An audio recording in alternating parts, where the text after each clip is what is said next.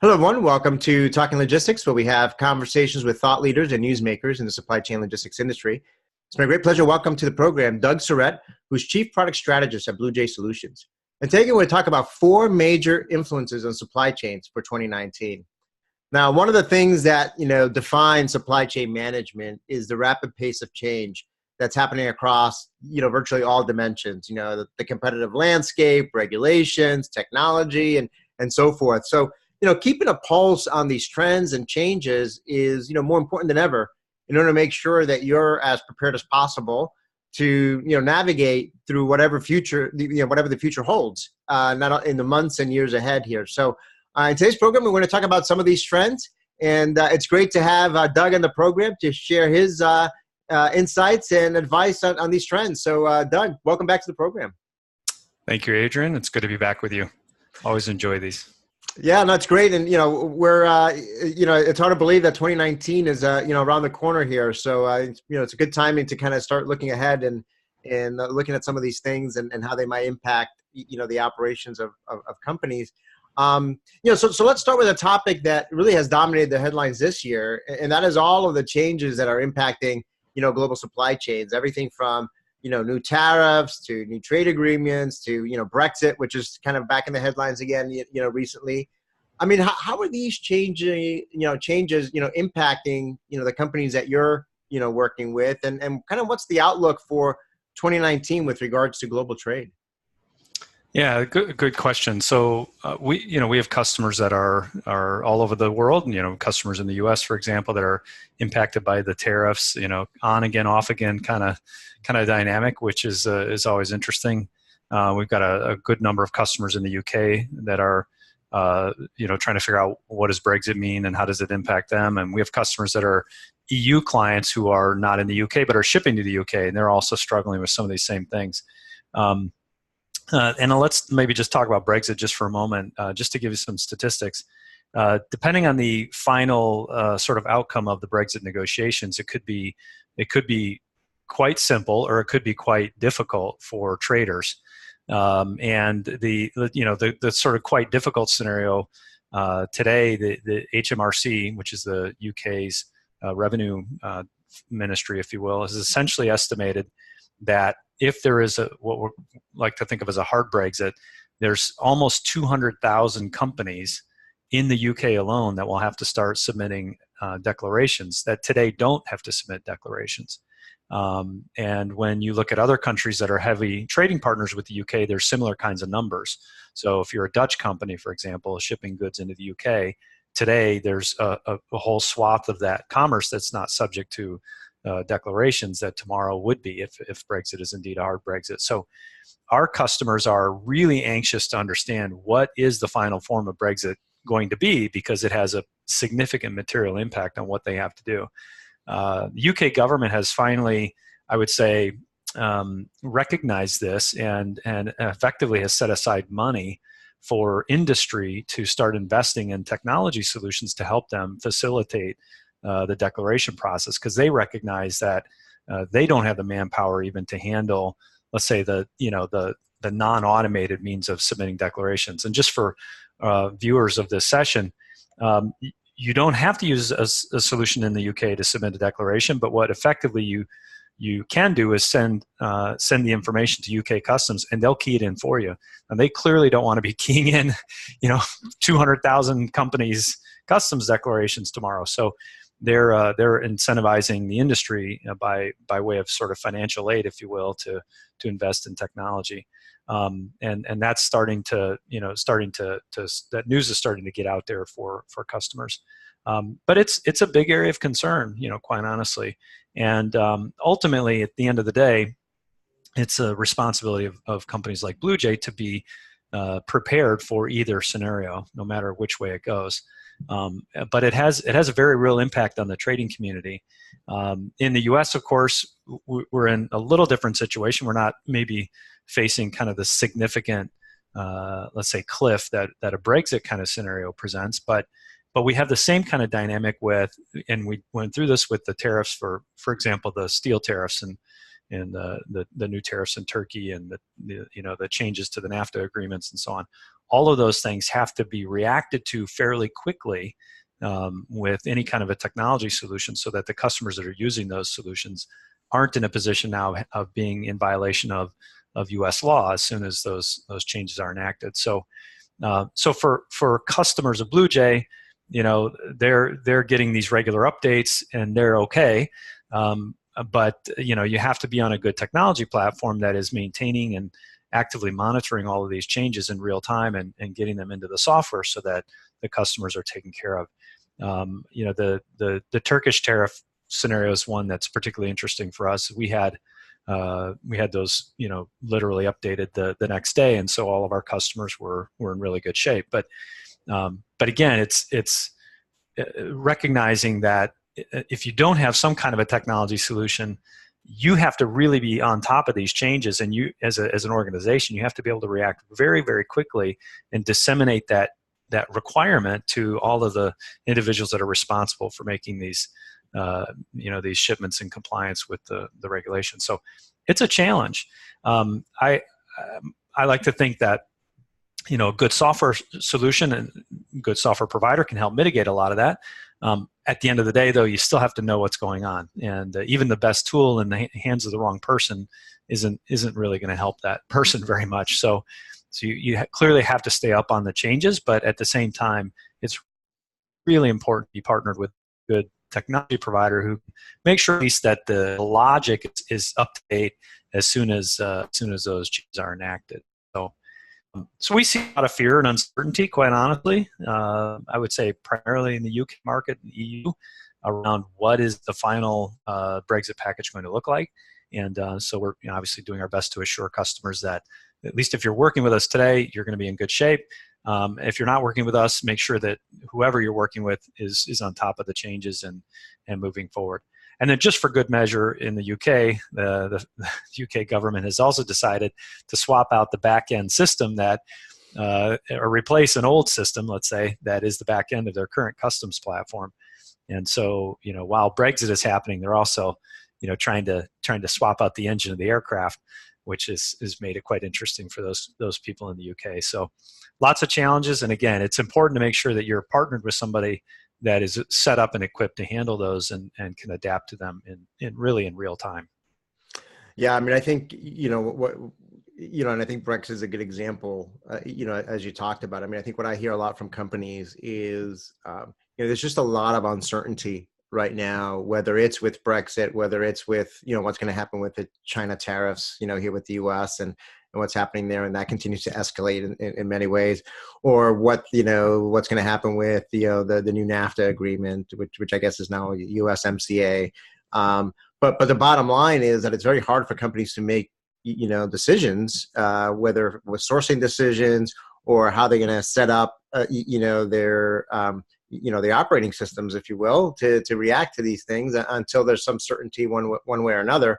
And then I think to your point, and then the reality is that, once, the things are finalized, some of these things, have to get rolled out, relatively quickly. And, so, being as proactive as possible in terms of understanding what the potential impacts are going to be and making sure that you're prepared not only from a, understanding the impact standpoint, but also from a technology standpoint, because ultimately, like you said, the last thing you want to do is, be hand keying, information or using spreadsheets to manage a lot of this stuff, which unfortunately I know, over the years that I've done research around global trade management systems and solutions, there's still a lot of these processes that are still managed with spreadsheets and people doing things, manually, which is very risky and, in this environment. Well, speaking of kind of automating, processes, trying to simplify things. I mean, I think on the one hand, global trade is becoming more risky and complex as we just talked about. But on the other hand, I mean, there are efforts to, actually streamline some of the processes involved with moving goods across borders. And one of those things that is kind of the single window environment in the EU. Certainly there's something similar here in the United States. For people who are not familiar with, single window, what is it? And then, how will it influence supply chains in 2019 and beyond? Yeah, so real simply, the single window concept is, we've got all these different, let's say, governmental agencies that, and non-governmental agencies and organizations that are all participants in the supply chain process. So, for example, let's take a typical air freight shipment. You're going to have the airlines, you're going to have maybe a freight forwarder, you're going to have certainly a customs broker, you're going to have the customs authority. If it's of a particular type of shipment, you might have another governmental agency that's involved. And in sort of days gone by in the past, a lot of these participants were interacting on disparate, sometimes disconnected technology. And so the EU actually several years ago came together and said, listen, we want to establish kind of a single window concept, and actually turned it into a mandate for all the EU countries that they would implement a single solution that provided the kind of the visibility and information sharing for all these different participants. So if you were the freight forwarder, for example, you could participate in and contribute to the information flow in the same way that the customs broker could, and so on. And if you wanted to go see one view of the information, it was the same view no matter which participant you were.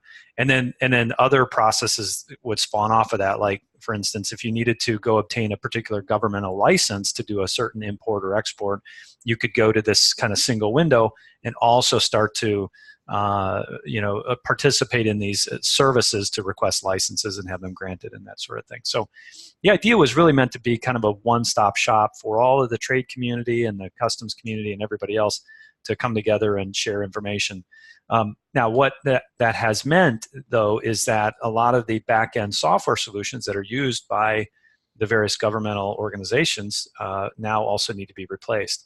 And for those of our listeners who are in the U.S. who do any kind of global trade are very familiar with the, let's say, the significant energy that was put into the ACE replacement project some years ago, and still to some degree ongoing.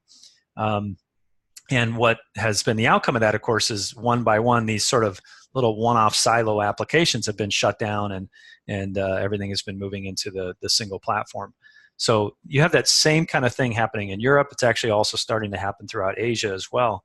And what it ultimately has meant is that as these back-end systems are replaced, then the front end, let's say the portal applications that connect to those have to be updated and now made compliant with these new backends.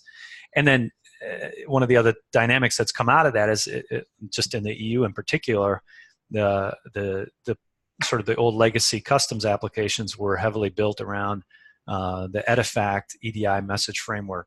And so, that technology has been out there for a very long time. And while it served its purpose, it's also quite inflexible. And so a lot of these governments have recognized, if we're going to go through the pain of replacing the system to comply with the single window mandate, well, let's go ahead and make it more modern, and let's use XML as opposed to EDIFACT. And of course, again, that's meant more and more change for the trade community that's connected to these systems. So all of these are good things. I think in the end, it's really enabling the industry to be in a better position to share information. There's even some talk in some countries about if we could put the customs information, let's say by virtue of a TMS transaction, for example, I could put the customs information just into some application. Maybe now the customs authority could reach into that and create the declaration out of that data. Now we're not in a place yet where that's a reality, but I think that's ultimately one of the objectives of a single window concept, is that these various information consumers or processors can sort of reach into this data and get it out of there, rather than have to have it all packaged up and bundled and transmitted to them directly. So again, those are things that aren't quite a reality yet, but those become benefits of a single window system down the road. So would that be done via like APIs and have something? Yeah. So I almost think of it as sort of like a big data lake. I've created a shipment, it's coming out of the TMS, and I just make sure that I capture all the information that would be needed for a customs declaration. And when I dump that shipment record into the data lake, at some point, let's say it's a shipment going from Norway to Finland. Now the Norwegian government could go in there and pull out what they need. The Finnish government can go in there and pull out what they need, and both organizations are happy. rather than which the process today, which is I formulate a subset of that data into a very specific structure that I'm sending to the Norwegian government, and then I formulate it again in a different format to send to the Finnish government. So the single window system is a huge step forward in a lot of ways, but it is also laying the foundation for more, I would say, strategic opportunities in the future, where it's less about creating structured data in exactly the format needed at exactly the moment it's needed by the participant in the supply chain, and rather putting it into a place where anybody sort of with the right credentials and the right role can go in and get that information out when they need it. Now, there's a lot of talk around the application of blockchain in the global trade arena. Do you see this being part of that dynamic? Whether in the near term or the longer term? It's one of the technologies that's being kind of explored for this exact purpose, to become kind of that backbone for this data lake. I'll use that term, it's the wrong term, but gives you the visual idea of data that can just be consumed by different participants. And if it's in a secured, let's say, undistortable kind of record, then then of course there's a lot of value in doing that. And blockchain is designed very well for that. And since you mentioned blockchain, there's lots of other initiatives, of course, around blockchain these days. But that's one that feels like a really good use of the technology, and a number of these countries are starting to explore that as the actual backbone for that. So yeah, we're definitely seeing that, and I think you're going to see more of that develop in other areas as well. Some that we're looking at, which I can't speak about right now, but things that are where you need a single source of truth that is sort of unchangeable, undistortable, unalterable, if you will, and that information has to pass through a number of different hands until it gets to the final step in the process and be consistent and unbroken. So there's definitely some good opportunities for that. So where is single window right now? In terms of, is it at the early stages, in the middle stages, is it in the later stages? Yeah, I would say it's in the later stages. The European mandate, if my memory is correct, was originally to have all of this in place for all the EU countries by 2020. They have pushed that out a little bit because they know that's probably not going to happen. What is fascinating to me is that a lot of the countries that have let's say been doing electronic customs the longest are the ones that have the hardest time making the transition, because they've built up all of these legacy systems that kind of, now it's not just kind of building one new system, it's replacing 17 back-end systems.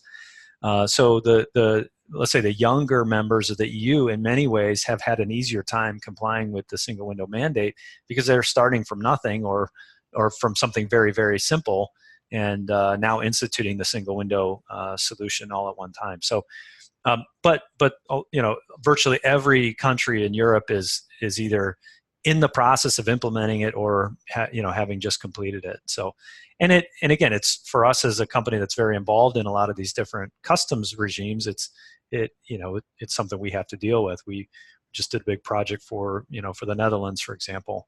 There's a new maritime single window that they initiated, so we had to comply with that. So it's just something that's just an ongoing process for a software company like us and others who are in our industry. You just have to stay on top of it. Yeah, we always talk about, going back to my opening comment, it's supply chain management is rapid change, and it's very, very dynamic environment. I think the global trade arena, whether it's from a regulation standpoint, which then ultimately trickles down to technology requirements, is constantly constantly changing and evolving. Well, let's shift gears now and talk about last mile logistics, right? Which is arguably the hottest area in the industry right now due to the growth of e-commerce and home delivery and so on. I mean, what are some of the key trends in this segment of the market that companies need to have kind of their on their radar to be successful in it? There's lots of things here we could talk about. There's a couple that are particularly interesting for me, and I think for our readers. The first one that I'll mention is the crowdsourcing concept. This continues to be sort of started, stopped in a lot of different areas, and it's taking a lot of different forms.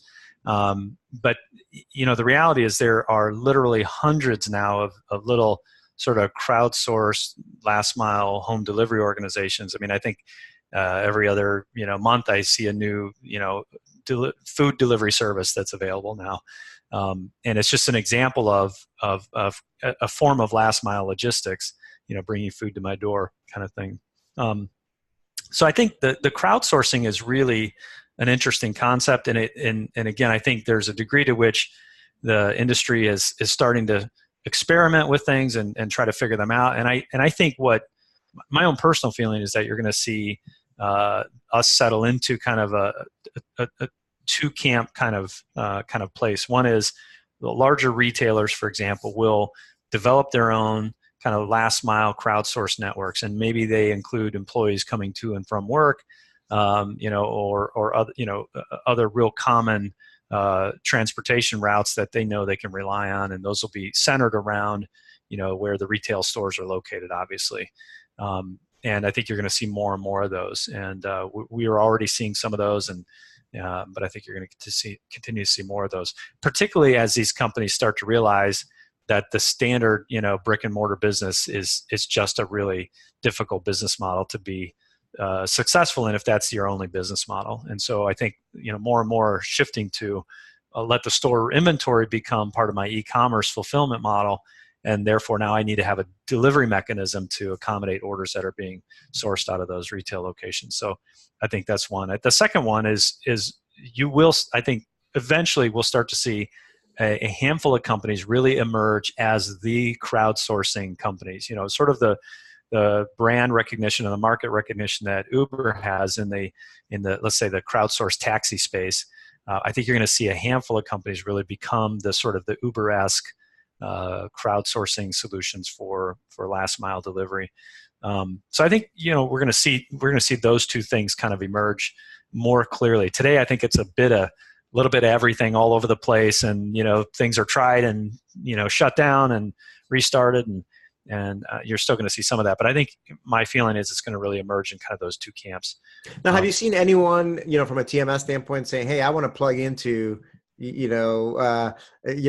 plug in"? Let's just use one example: a Deliv as a carrier within my routing guide, or are you seeing those kind of conversations? Or to your point, I mean, I see the same thing. It's still kind of, a lot of folks there's a lot of experimentation going on, even with the big retailers. I mean, they're doing their own thing, like you said, but they also have partnerships with some of these emerging players, and they're kind of putting their chips in multiple locations until this kind of shakes out a little bit. So I'm just wondering if it's still too early, to say, okay, we're going to put some of these smaller startup or emerging last mile delivery guys as part of our TMS routing guide, or if you see that ultimately emerging.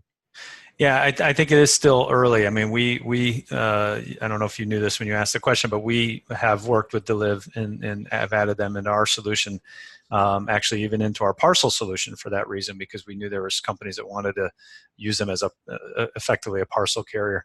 But it really is a lot of experimentation still going on. I think it's difficult to say who ultimately will be the kind of the prevailing brands when this is all done, but clearly it's going to happen, and the retail space, I think, is driving a lot of this. Retail e-commerce space, obviously, driving a lot of this. The other thing, and it goes really, I think, very closely tied to the whole crowdsourcing thing, is the notion of I'll just call it geolocation based addressing. I'm sure there's probably a better description for it, but and this is actually becoming very, very popular in Europe right now. It's also in certain markets being heavily used in Asia, particularly in China. And we actually use it some in the US for specific industries. And the basic premise of this is, instead of having the service provider or the delivery service come to a specific address, I want them to arrive at a geocode, the latitude, longitude, let's call it, and perform the service or make the delivery. Now, in the U.S., we're kind of used to one of these businesses that does this today, and it's the auto glass repair guys, right? And there's a couple of them out there, so I won't mention any of their names, but many of them will advertise. They'll come to your business. They'll come to wherever you're located to repair glass on your automobile. So imagine a large office complex where you've got a parking lot full of 1,000 cars, how do they know which vehicle is yours and where to go to find the vehicle if they're going to work on it while you're at work? So they're starting to use some of these alternative geolocation-based services.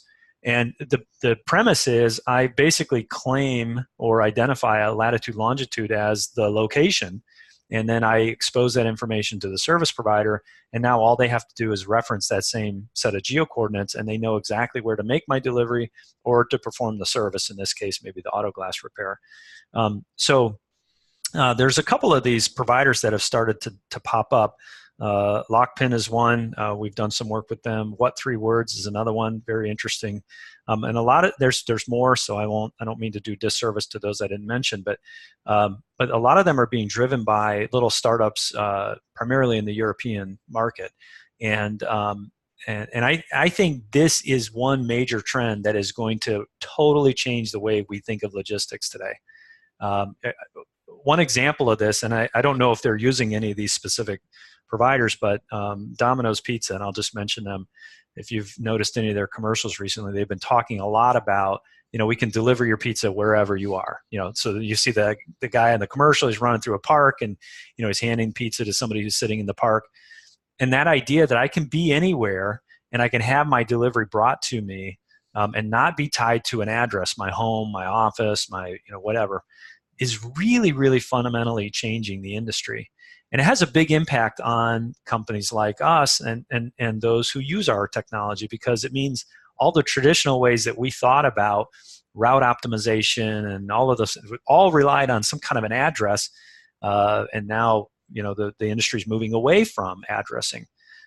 So it has huge ramifications to the technology, but it also has significant ramifications to the operational side of logistics.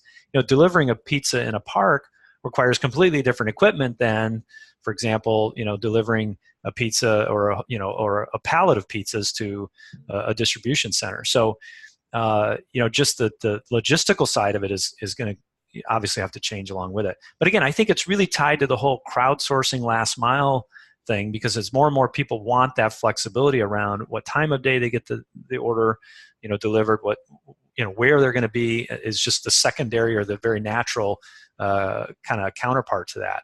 And so we're seeing that more and more. We've integrated with What 3 Words, for example, into our application now, so that we can allow customers to have that flexibility. So I don't know that we have anybody using it today, but my point is that this is where the industry is going. And you have to be thinking about this from an operational perspective, and you have to be thinking about it from a technological perspective as well. Yeah, no, that's great. I mean, I had to be honest. This is new to me. I mean, it makes perfect sense. There were plenty of times that I was, coaching my kids' little league game or just watching a baseball game somewhere, and it would have been great to order, a pizza or a sandwich or something, and be able to just provide them my geocode location and enable that. But like you said, there's things that then have to be enabled from a technology standpoint and from an operational standpoint to be able to pinpoint and make that delivery to a place that doesn't have a traditional, address. But absolutely, I mean, I think we as consumers are continuing to, push the envelope on delivery. And, a lot of times we're going to expect deliveries, where we may not be at somewhere where we can give a specific address, right? We might be shopping, we might be a tourist, we want something, to be sent to us, wherever.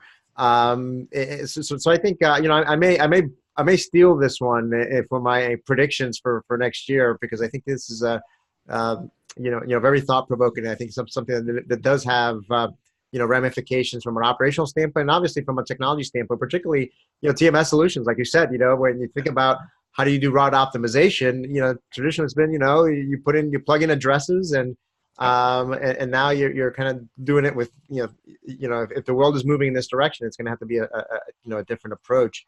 So we're kind of running short on time here. So, why don't we talk a little bit about, what changes or innovations are happening then on the technology front to keep up with these trends? I mean, you talked a little bit about on the global trade front, obviously all those regulations are then having impact on technologies. You talked a little bit about that, but, I guess more generally or higher level, I mean, what are some of the things that then are happening on the technology front to respond more quickly to this?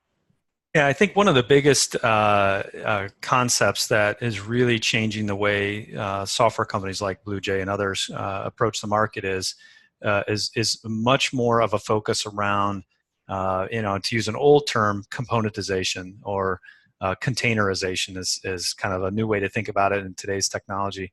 But the idea is more and more of what I bring to the market has to be built in such a way that it can be easily manipulated, easily exposed, easily connected to lots of other little things that need to also be easily exposed, connected, and manipulated. So, the traditional supply chain solutions of the past were, to be fair, were somewhat monolithic, large stack applications, large implementations. They have a fairly drawn out process to get to know them and learn them and use them. And what we're seeing is that more and more customers are saying, look, you've got product A, product B, product C, and I need 20% of product A, I need 5% of product B, and 12% of product C. Can you put that together for me? And if my A, B, and C products are monoliths, it's very hard to do that. It's hard to develop and implement a solution like that with a reasonable time frame and a reasonable budget for customers. So certainly we and others in our industry are heavily moving towards this very modular, very componentized, if you will, very service-based, microservice-based solution architecture that allows you to kind of put together the combination of things that you need in almost any way that you can imagine.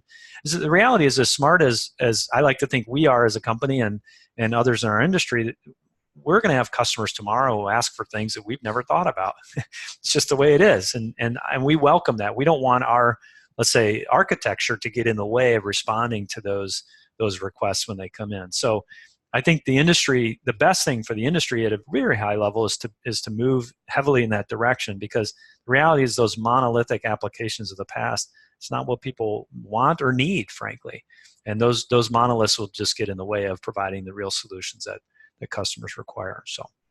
Yeah, that's a great point. I see the same thing. We talk about the need for agility and configurability and all that. And I think that trickles down to the actual architecture of these technologies to be able to more easily configure them and be able to enable workflows that, to your point, involves a little bit of this application, what was historically application A, a little bit of what involves application B and C. But every customer is going to want to kind of put that in a slightly different way. And I think the other advantage that I see, which was actually one of my predictions from last year, one of the other advantages of this type of architecture is that it also enables customers to self-innovate themselves. Yes. Because as they become more easier to use and configure, more user-friendly, customers can configure their own solutions, right? So they don't have to wait upon the software provider or a consultant to come in and do it for them.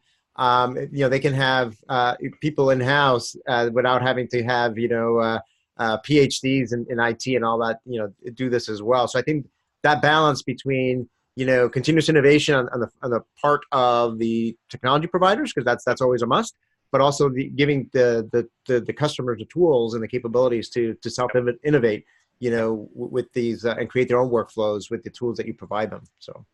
Absolutely, and we're, like I said, we know we're going to have customers coming up with combinations we've never thought about, and the last thing we want is impede that, So the architecture can either support it or can impede it, one of the two. Right. You're absolutely right. Give power to the people, let's say. Excellent. Yeah. So as a way to wrap up, then, in light of everything that we've kind of talked about, what action should then companies take, to make sure that they're well prepared to succeed in 2019 and beyond? Yeah. So obviously, as we talked about at the beginning, things are changing really, really rapidly, and it's very important to stay on top of those changes. And we've as a company, just as an example, we've done a lot of work around trying to bring distill down what's happening and turn it into educational materials for our customers. And I know we're not the only ones doing that. So it's really important to stay plugged into what the people in the industry are talking about and what's happening, so that you can react when you need to react and be prepared to react. And I think there are, in each of these specific situations, Brexit as an example, there are mitigation strategies that you can employ to address those particular situations. And we encourage our customers, and I'm not going to go through what they are, but we have a whole session on what are some of the mitigation tactics that you can use for Brexit in particular. So we encourage customers to, number one, learn about what's happening. Number two, explore mitigation strategies or adaptation strategies, let's say, and then obviously work with the right technology providers. And we're not the only ones in this space, but it's important to have a partnership with a provider that can help you bridge that gap. So the mitigation strategy might be process, but it might also be technology, and you just need to be in a position where you can react very, very quickly. So, but it all starts with education, and we encourage our customers, to stay on top of things. We try to, as I said, bring as much content as we can to them, and that's really a very important first step. If you're not up on what's happening, you're going to have a really hard time adapting to it. I know it sounds very basic, but it's so easy in today's world with so much going on. We just get so focused on the task at hand. It's easy to ignore all of the things that are happening around us, and quite frankly, miss a big opportunity. So. Yeah, no, I agree 100%. Obviously, that's part of our goal and mission here at Talking Logistics, is to help educate the industry and the market in terms of what's happening. And certainly, I think we covered a lot of ground today. And like I always say, we always manage to scratch the surface on these topics. But I think we gave folks some good food for thought on some important trends that are happening in the industry, and some good advice to for them to take away with. So Doug, again, thank you for making the time to be with us today. You're welcome. Thank you, Adrian, and thanks to your viewers. Great. I want to thank those of you that joined us. If you're watching this episode on demand, either at the BluJay website or on Talking Logistics, and you've got a question or a comment for Doug, you can post it there, and I'm sure he'll be more than happy to respond via that medium. Again, thank you for joining us, and look forward to seeing you in a future episode of Talking Logistics. Have a great day.